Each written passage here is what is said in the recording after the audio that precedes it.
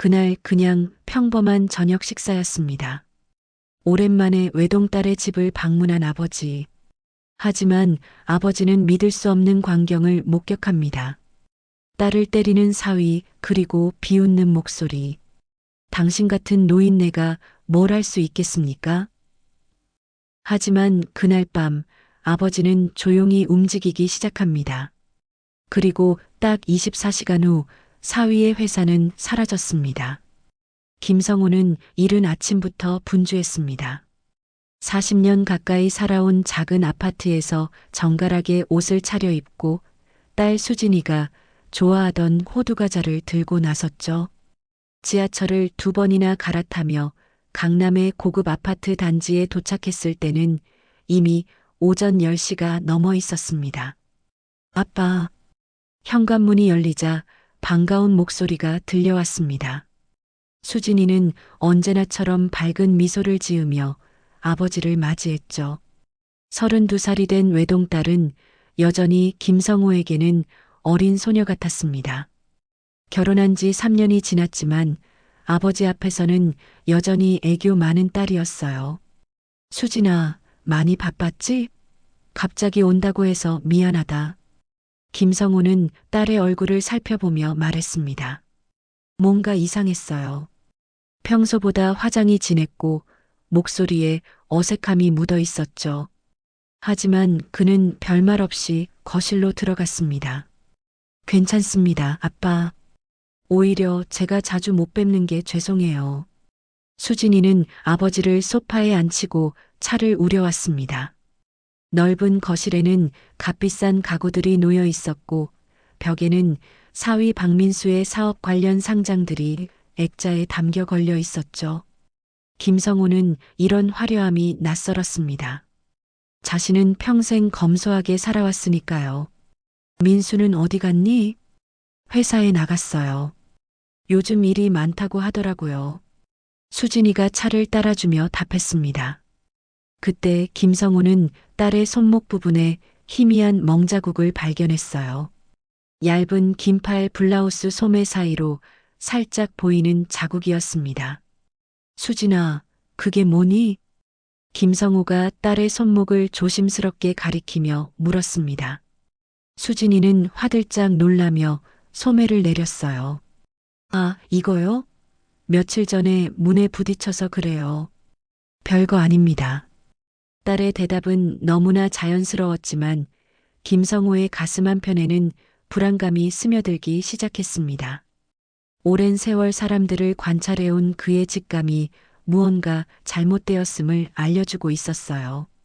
그래도 조심해야지. 너무 성급하게 움직이면 안 된다. 네, 알겠습니다, 아빠. 수진이는 고개를 끄덕였지만 그 순간 어깨를 살짝 움츠린 모습이 김성호의 눈에 들어왔습니다. 평소 당당했던 딸의 모습과는 달랐죠. 마치 누군가를 두려워하는 것 같은 표정이었어요. 오후 내내 아버지와 딸은 다른 이야기를 나누었습니다. 하지만 김성호의 마음 한편에는 계속해서 의심의 그림자가 드리워져 있었어요. 딸의 웃음 뒤에 숨겨진 무언가가 있다는 걸 느꼈으니까요. 저녁 시간이 다가오자 수진이는 부엌에서 바쁘게 움직이기 시작했습니다. 김성호가 좋아하는 된장찌개와 생선구이를 준비하면서도 시계를 자꾸 힐끔힐끔 쳐다보는 모습이 눈에 띄었어요. 마치 누군가를 기다리면서도 동시에 두려워하는 듯한 표정이었죠. 수진아, 내가 도와줄까? 김성호가 일어서며 말했지만 수진이는 황급히 손을 저었습니다. 아니에요, 아빠. 그냥 앉아 계세요. 금방 끝날 거예요. 딸의 목소리에는 평소와 다른 긴장감이 묻어 있었습니다. 김성호는 다시 소파에 앉으며 딸을 지켜봤어요. 수진이의 어깨 부분에도 희미한 자국들이 보였습니다. 블라우스 너머로 비치는 그 자국들은 분명 누군가의 손자국 같았죠. 오후 6시쯤 현관문이 거칠게 열리는 소리가 들렸습니다. 박민수가 돌아온 것이었어요. 술 냄새가 거실까지 풍겨왔고 그의 걸음걸이는 비틀거렸습니다. 장인어른께서 오셨네요. 박민수는 김성호에게 형식적인 인사를 건넸지만 그 말투에는 존경심이라곤 찾아볼 수 없었습니다. 오히려 귀찮다는 듯한 표정이 역력했어요. 그래, 수고했다. 일이 많이 힘들지? 김성호가 사위를 배려하며 말했지만 박민수는 소파에 털썩 주저앉으며 거친 숨을 내쉬었습니다. 뭐가 힘들겠습니까? 돈 벌어오는 일인데요. 그 말에는 가시가 돋쳐 있었습니다. 마치 자신만이 이 집에서 돈을 버는 사람이라는 듯한 어투였죠. 수진이는 부엌에서 나와 조심스럽게 남편 곁으로 다가갔어요. 여보, 아빠가 오셨으니까 저녁 같이 드세요. 아, 그래요? 장인어른도 우리 집 밥이 궁금하시겠네요. 박민수의 말에는 은근한 비꼬는 투가 섞여 있었습니다. 김성호는 불편함을 느꼈지만 참았어요. 딸의 결혼 생활을 위해서라도 참아야 한다고 생각했으니까요. 저녁 식사가 시작되었지만 분위기는 무거웠습니다. 박민수는 계속해서 술을 마시며 회사 일에 대한 불만을 쏟아냈어요. 그러면서도 은근히 장인을 무시하는 듯한 발언들을 계속했죠. 요즘 세상이 참 각박해졌습니다. 능력 없는 사람들은 뒤처질 수밖에 없어요. 그 말을 들으며 김성호는 젓가락을 든 손에 힘이 들어갔습니다. 수진이는 아버지와 남편 사이에서 어쩔 줄 몰라 하며 자꾸만 박민수의 눈치를 살폈어요. 수진아, 반찬 좀 더 가져와. 박민수가 명령하듯 말했습니다. 수진이가 일어서려 하자 김성호가 먼저 손을 뻗었어요. 내가 가져다 주마. 아니에요, 장인어른. 수진이가 하면 됩니다. 이게 집안일이니까요. 박민수의 말에는 여자는 집안일을 해야 한다는 구시대적 사고가 깔려 있었습니다. 수진이는 말없이 일어나 부엌으로 향했고 그 뒷모습에서 김성호는 깊은 슬픔을 느꼈어요. 식사 내내 계속된 박민수의 거친 언행과 수진이의 위축된 모습을 보며 김성호는 마음 깊은 곳에서 뭔가 끓어오르는 감정을 느꼈습니다. 하지만 아직은 참았어요. 확실한 증거를 보기 전까지는 성급하게 판단하고 싶지 않았으니까요. 저녁이 깊어갈수록 박민수의 술잔은 더욱 자주 비워졌습니다. 그의 얼굴은 붉게 달아올랐고 말투는 점점 더 거칠어져 갔어요. 김성호는 사위의 변해가는 모습을 조용히 관찰하고 있었습니다. 장인어른, 솔직히 말씀드릴게요. 박민수가 갑자기 김성호를 향해 몸을 기울이며 말했습니다. 술 냄새가 코를 찔렀어요. 수진이 아버지가 뭘 하시는지 모르겠지만 이 집 생활비는 제가 다 대고 있습니다. 차도 제 명이고 집도 제 명이죠. 수진이가 화들짝 놀라며 남편의 팔을 잡았습니다. 여보, 그만해요. 아빠가 듣고 계시잖아요. 왜요? 사실을 말하는 건데. 장인어른도 현실을 아셔야죠. 박민수는 수진이의 손을 거칠게 뿌리치며 일어섰습니다. 그 순간 수진이가 하는 작은 비명을 냈어요. 손목을 부여잡으며 얼굴을 찡그렸죠. 김성호의 눈빛이 순간 차갑게 변했습니다. 딸의 손목에 있던 멍자국의 정체를 이제 알 것 같았어요. 민수야, 술이 과한 것 같으니 그만 마셔라.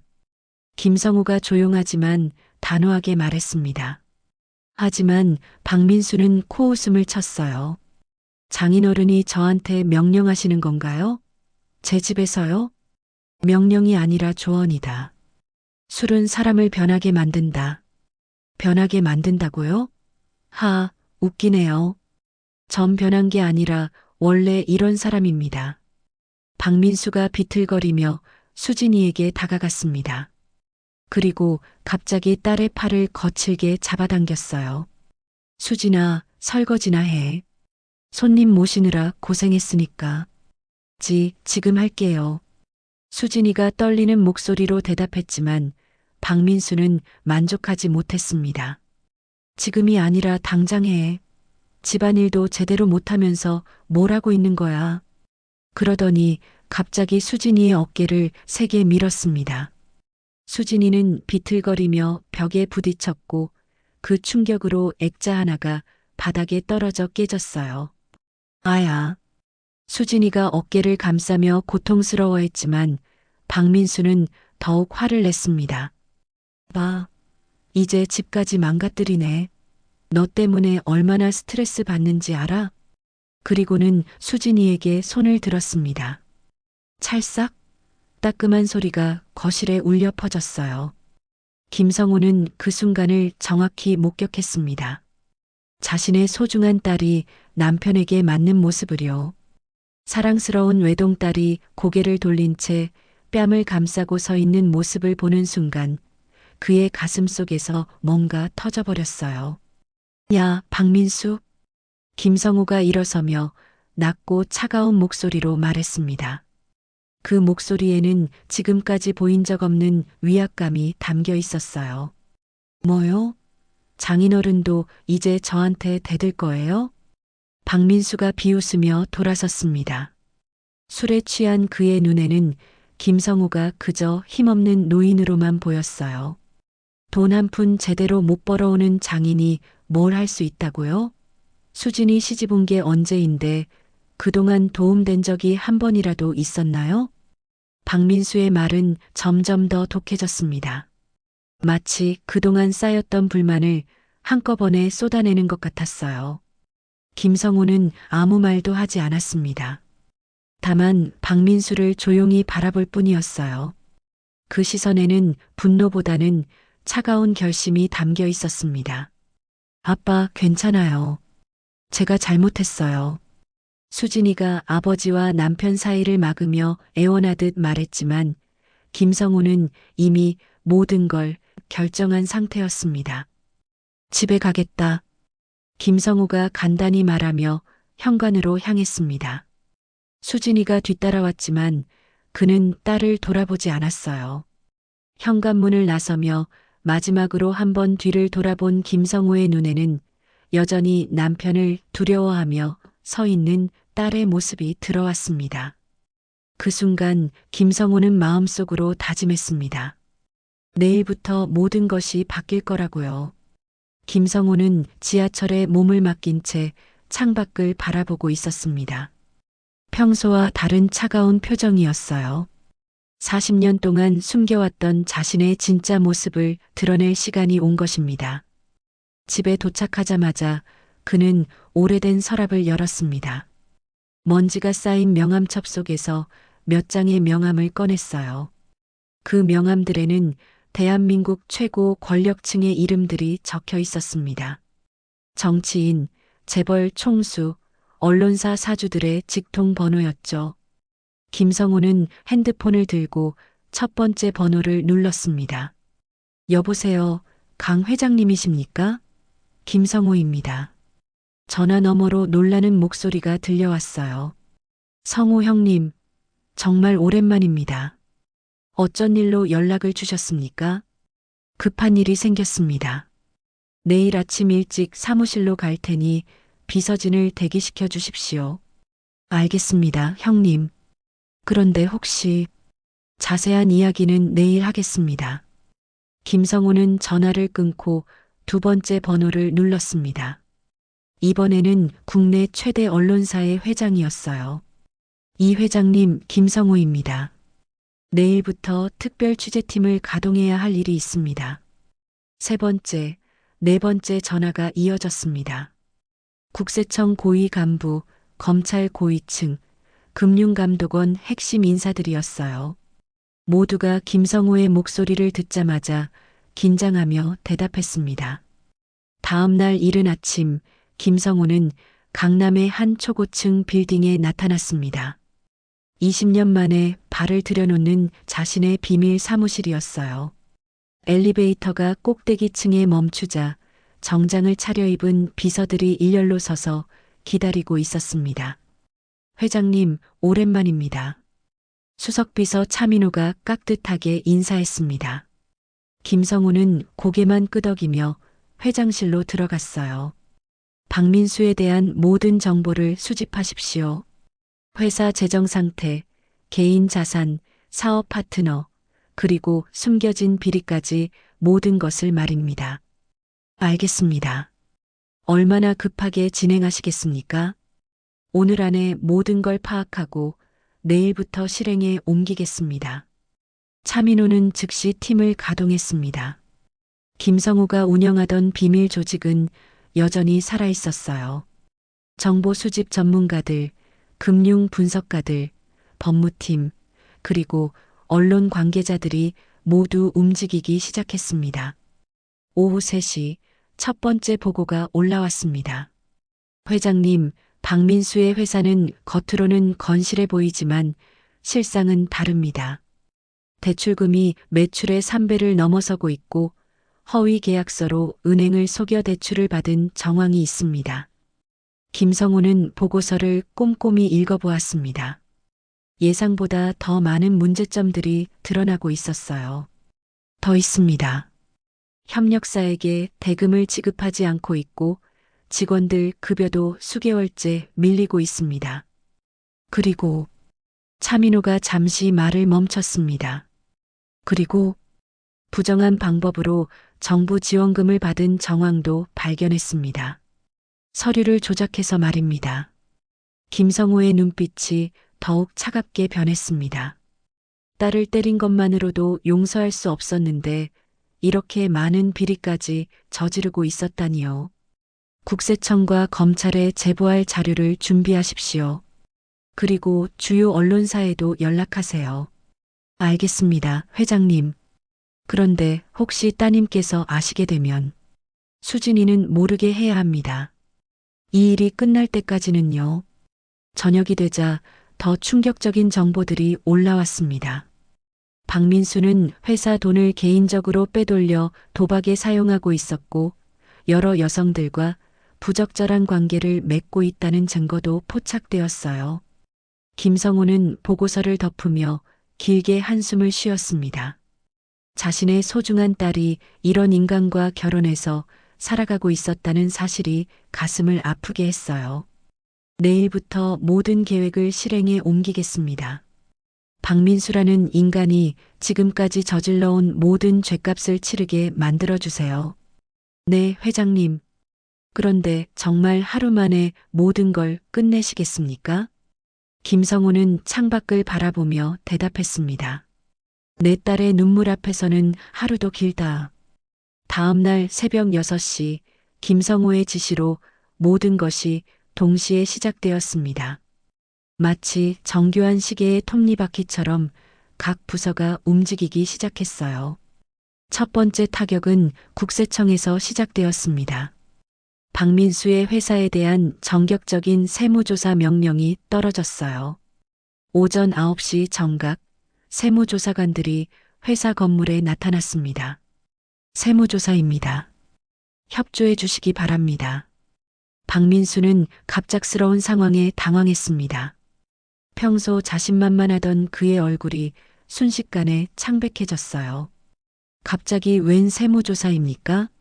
저희 회사는 성실하게 납세하고 있습니다. 그건 조사해봐야 알 수 있는 일입니다. 관련 서류를 모두 제출해 주세요. 세무조사관들은 냉정하게 업무를 진행했습니다. 그들의 손에는 이미 박민수 회사의 모든 비리 정보가 들어 있었어요. 같은 시간 검찰에서도 움직임이 있었습니다. 경제범죄수사팀이 박민수의 횡령 혐의에 대한 수사를 시작한 것입니다.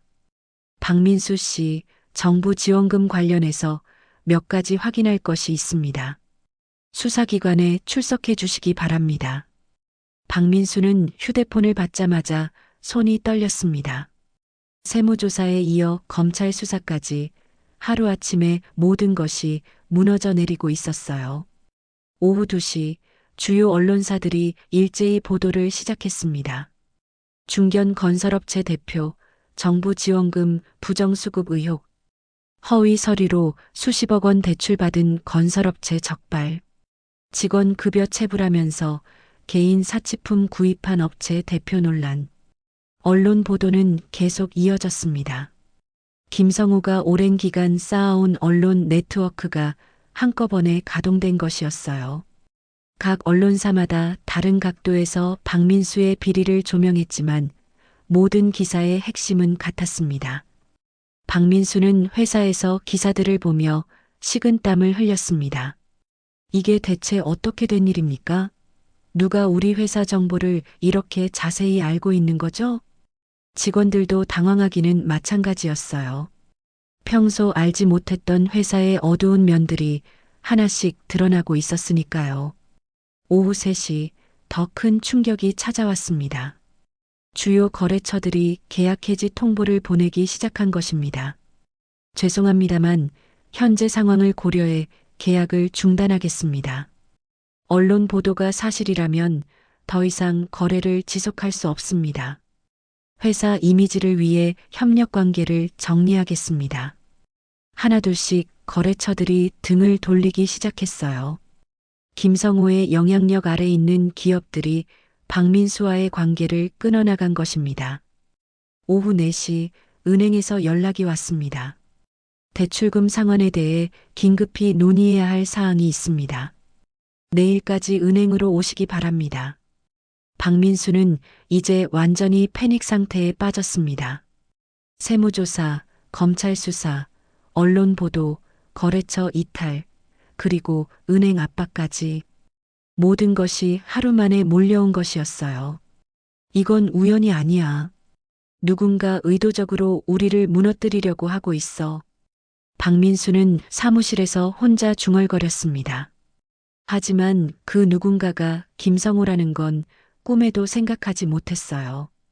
저녁이 되자 더 심각한 소식들이 들려왔습니다. 회사 주식이 하한가를 기록했고 협력사들이 대금 지급을 독촉하기 시작했어요. 직원들은 불안해하며 사표를 제출하기 시작했죠. 대표님, 저희도 생활이 있어서 급여도 밀리고 회사 상황도 이런데 더 이상은 어렵겠습니다.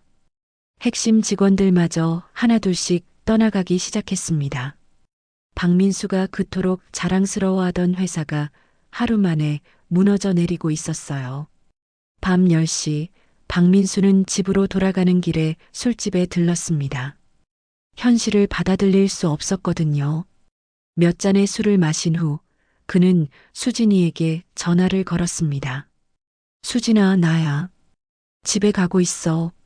여보, 괜찮아요? 목소리가 이상해요. 괜찮긴 뭐가 괜찮아. 모든 게 엉망이야.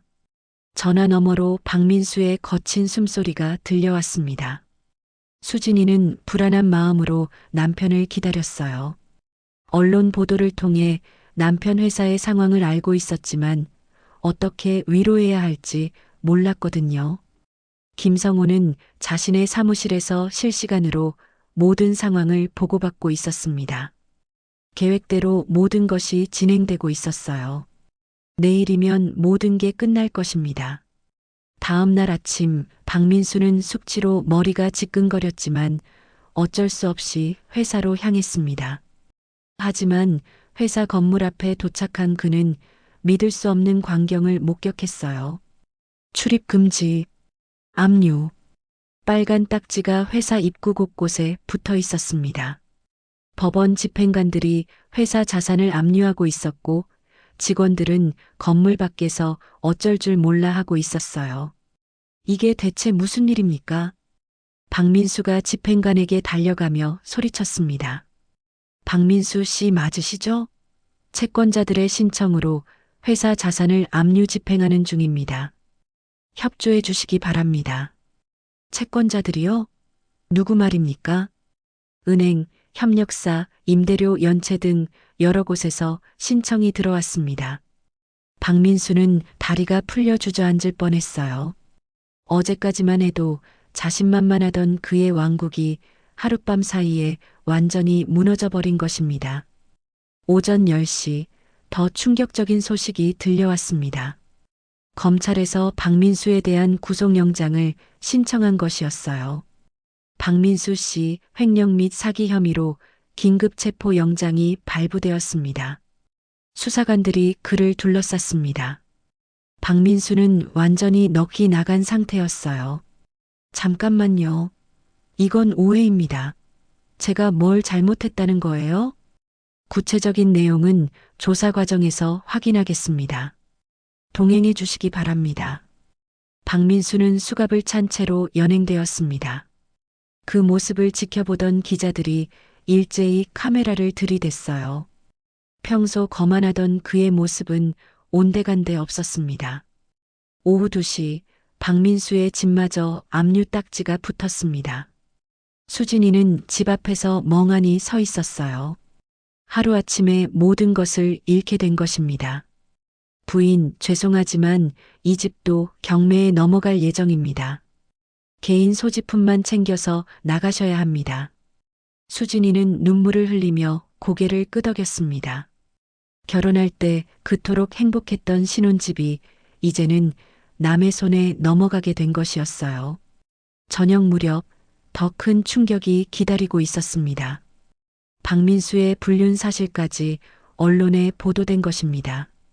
건설업체 대표 회사 자금으로 수억 원 규모 접대비 사용, 여러 여성과 부적절한 관계 유지하며 회사 돈 탕진. 기사와 함께 공개된 사진들에는 박민수가 다른 여성들과 고급 레스토랑에서 식사하는 모습이 담겨 있었어요.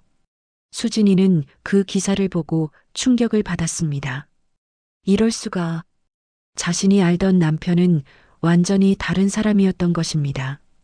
폭력뿐만 아니라 바람까지 피우고 있었다니요. 밤 9시 박민수가 경찰서에서 긴급히 전화를 걸어왔습니다. 수진아, 나야. 지금 큰일 났어. 변호사 좀 구해줘. 여보, 그런데 돈이 없어요. 계좌도 모두 동결되었고. 뭐라고? 계좌가 동결되었다고? 박민수의 목소리에 절망이 묻어났습니다. 개인 계좌까지 모두 묶인 상황에서는 변호사를 구하는 것도 불가능했어요. 수진아, 내 아버지한테 부탁해봐. 돈 좀 빌려달라고 해. 아빠한테요? 수진이는 망설였습니다. 어제 일을 생각하면 아버지에게 도움을 요청하기가 부끄러웠어요. 제발, 수진아. 지금 나한테는 너밖에 없어. 장인어른께 무릎 꿇고라도 빌어달라고 해. 전화 너머로 박민수의 울음소리가 들려왔습니다. 평소 그토록 거만하던 사람이 완전히 무너진 모습이었어요. 한편 김성우는 모든 상황을 차분히 지켜보고 있었습니다. 비서가 실시간으로 보고하는 내용들을 들으며 그는 아무런 감정도 드러내지 않았어요. 회장님, 박민수가 구속되었습니다. 그리고 따님께서 집에서 나오셨습니다. 수진이는 어디로 갔습니까? 아직 확인 중입니다만 아마도 친구 집으로 갈 것 같습니다. 김성우는 고개를 끄덕였습니다. 딸이 안전한 곳에 있다는 것만 확인되면 되었어요. 박민수 주변 사람들의 반응은 어떻습니까? 모두 등을 돌리고 있습니다. 평소 그와 가까웠던 사람들도 연락을 끊고 있어요. 그렇군요. 김성호는 창밖을 바라보며 생각에 잠겼습니다. 박민수라는 인간이 얼마나 허상 위에 서 있었는지 이제야 드러난 것입니다. 진정한 인간관계는 하나도 없었고 모든 것이 돈으로만 연결되어 있었던 것이죠. 밤이 깊어갈수록 박민수의 몰락은 더욱 가속화되었습니다. 언론은 계속해서 그의 비리를 파헤쳤고 과거 그에게 피해를 입었던 사람들이 하나둘씩 증언에 나섰어요. 이제 내일이면 모든 게 끝납니다. 김성우가 중얼거렸습니다. 복수는 거의 완성되어 가고 있었어요. 구속된 지 사흘째 되는 날, 박민수는 간신히 보석으로 풀려났습니다. 하지만 그를 기다리고 있던 것은 더욱 참혹한 현실이었어요. 회사는 완전히 문을 닫았고 집은 이미 새 주인의 손으로 넘어간 상태였습니다. 박민수는 며칠 동안 찜질방을 전전하며 지냈습니다. 평소 자신을 따르던 후배들도 비즈니스 파트너들도 모두 연락을 끊었어요. 핸드폰에 저장된 수백 개의 번호 중에서 받아주는 사람은 아무도 없었습니다. 수진아, 나야. 박민수가 떨리는 목소리로 아내에게 전화를 걸었습니다. 여보. 수진이의 목소리에는 깊은 피로가 묻어 있었어요. 그녀 역시 친구 집을 전전하며 힘든 시간을 보내고 있었습니다. 장인어른은 어디 계시니? 한번 뵙고 싶어. 아빠요? 왜요? 부탁드릴 일이 있어서 그래. 제발 만나달라고 해줘. 박민수의 목소리에는 절박함이 가득했습니다. 이제 김성우만이 자신을 구해줄 수 있는 유일한 사람이라고 생각했거든요. 오후 3시 박민수는 김성우의 집 앞에 나타났습니다. 며칠 동안 제대로 씻지도 못해서 초라한 모습이었어요. 평소 명품으로 치장했던 모습은 온데간데 없었습니다. 현관 앞에서 한참을 망설이던 박민수는 결국 벨을 눌렀습니다. 누구십니까? 인터폰에서 김성우의 목소리가 들려왔어요. 장인어른 민수입니다. 잠깐만 뵐 수 있을까요? 한동안 조용했습니다. 박민수는 혹시 문을 열어주지 않을까봐 초조해했어요. 들어와라. 현관문이 열렸습니다. 박민수는 안도의 한숨을 쉬며 집 안으로 들어갔어요. 거실에서 김성우가 기다리고 있었습니다. 며칠 전과는 달리 그의 눈빛에는 차가움이 흘렀어요. 박민수는 그 시선을 느끼며 움츠러들었습니다. 앉으시죠.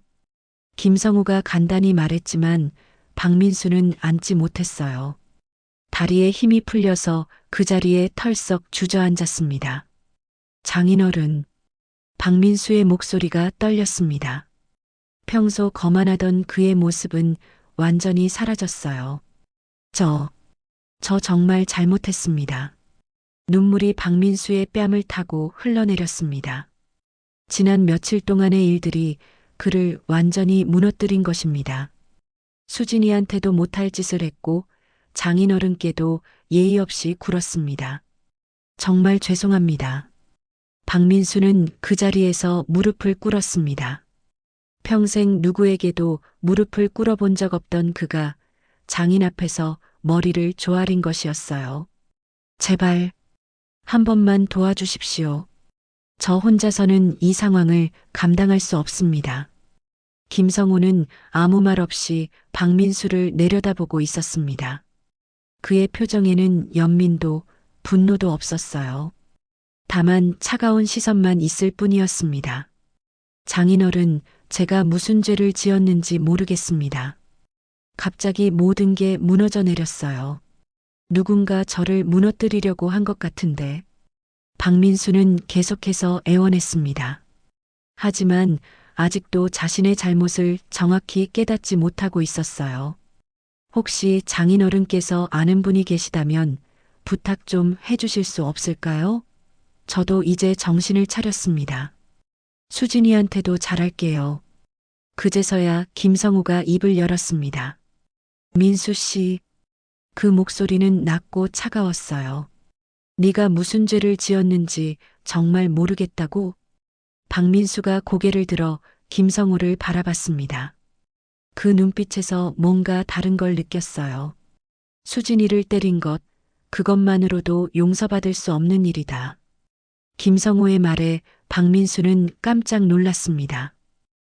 그건 그뿐만 아니라 회사 돈을 빼돌리고 직원들 급여를 체불하고 다른 여자들과 바람을 피운 것까지 당신이 저지른 모든 일들이 하나씩 드러나고 있습니다.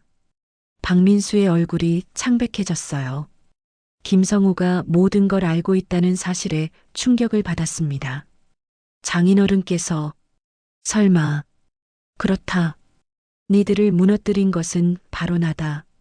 박민수는 완전히 넋이 나갔어요. 왜 그러셨습니까? 내 딸에게 손을 댄 순간 너의 인생은 이미 끝난 것이었다. 김성우는 일어서며 창밖을 바라봤습니다. 너 같은 인간에게 내 딸을 맡길 수는 없다. 박민수는 바닥에 엎드려 울기 시작했습니다. 자신을 무너뜨린 장본인이 바로 장인이었다는 사실을 받아들일 수 없었어요. 제발, 제발 살려주십시오. 다시는 수진이한테 손대지 않겠습니다. 정말 잘하겠습니다. 하지만 김성호의 마음은 이미 굳어 있었습니다. 딸을 괴롭힌 사위에 대한 용서는 없었어요. 한 달 후 박민수는 실형을 선고받았습니다. 수진이는 아버지와 함께 새로운 삶을 시작했어요. 김성호는 딸의 되찾은 웃음을 보며 생각했습니다. 사랑하는 딸의 눈물 앞에 세상의 어떤 권력도 용서받을 수 없습니다. 딸의 작은 멍자국 하나가 한 남자의 인생을 송두리째 바꿨습니다. 사랑하는 가족을 지키기 위해 아버지가 선택한 방법은 복수가 아닌 철저한 심판이었습니다. 그 누구도 건드려선 안 될 단 한 사람. 바로 자신의 딸이었죠. 여러분은 어떻게 하시겠습니까? 끝까지 시청해 주셔서 감사합니다. 구독과 좋아요, 알림 설정까지 부탁드립니다. 다음에도 더 진한 감동과 사이다 이야기로 찾아뵙겠습니다. 지금까지 감동 인생이었습니다.